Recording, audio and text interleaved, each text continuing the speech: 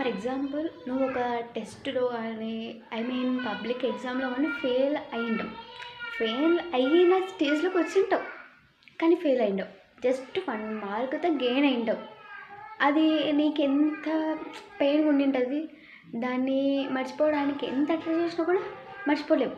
Because ఎందుకంటే మన దరిద్రమైన పేరెంట్స్ ఉంటారు, ఫ్రెండ్స్ ఉంటారు, పల్లాపులు రెచ్చగొడుతుంటారు. 10th marks.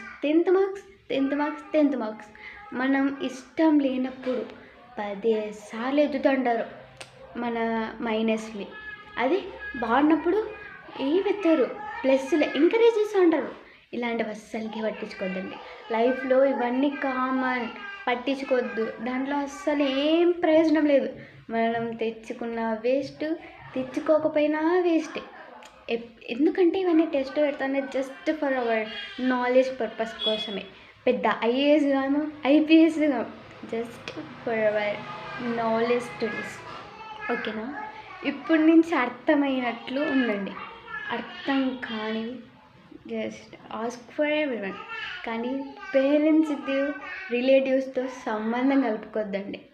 ఎప్పటి వరకు ఉండాలి అక్కడి వరకే ఉండండి ప్లీజ్. ఒకరు ఉన్నట్లు ఒకరు ఉండరు. అవసరానికి వాడుకున్న వాళ్ళు ఇంతమంది ఉంటే హెల్ప్ చేసే వాళ్ళు 1-2 ఉంటారు. వాళ్ళల్లో కూడా ఎవరు ఉంటారో ఎవరు పోతారు.